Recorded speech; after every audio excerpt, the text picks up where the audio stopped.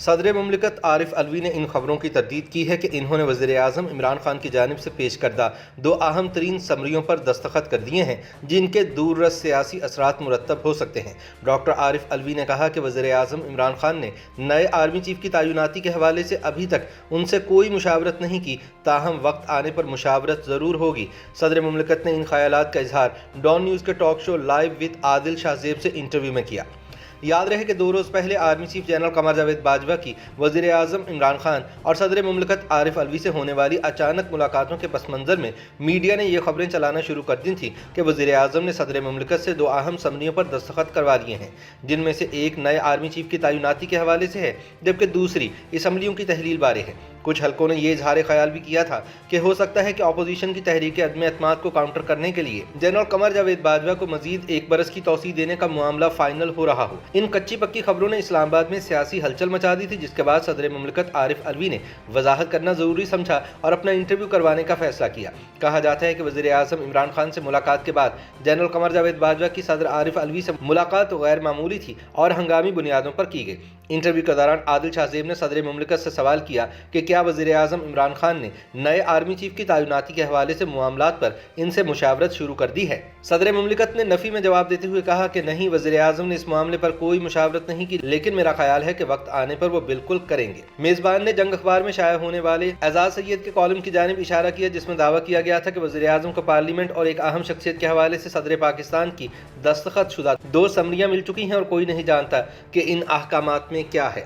صدر مملکت نے کہا کہ وہ اس طرح کی کسی پیش رفت سے آگاہ نہیں ہے اور وزیر اعظم کو میری طرف سے دستخط شدہ کوئی دستاویزات نہیں ملی اور نہ ہی ایسے معاملات کو چھپا کر رکھا جا سکتا ہے، کیونکہ میں دستخط کرتا ہوں تو بات پبلک ہو جاتی ہے۔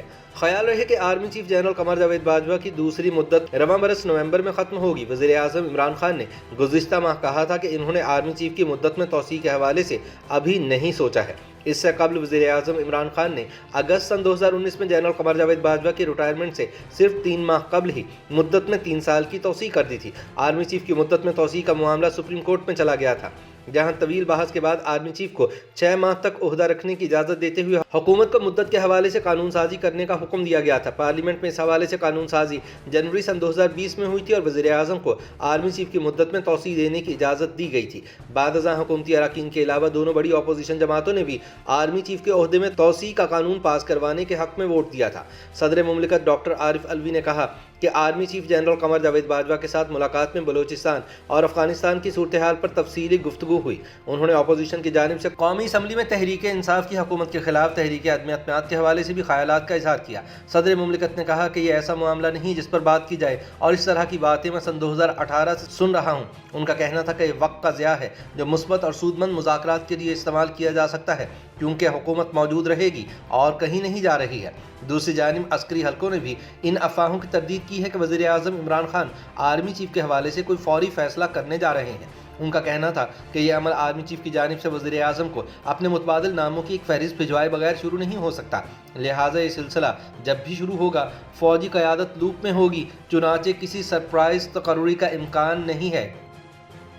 YouTube پر گوگلی نیوز دیکھنے کے لیے youtube.com کی سرچ بار میں googly news T V type کریں۔ گوگلی نیوز کے پیج پر سرخ رنگ کے سبسکرپشن والے بٹن پر کلک کرنا نہ بھولیے۔ YouTube پیج پر اپلوڈ ہونے والی ویڈیوز سے باخبر رہنے کے لیے بیل آئیکن پر کلک کیجیے۔ آپ کو ہر نئی ویڈیو کے بارے میں نوٹیفیکیشن موصول ہو جائے گا۔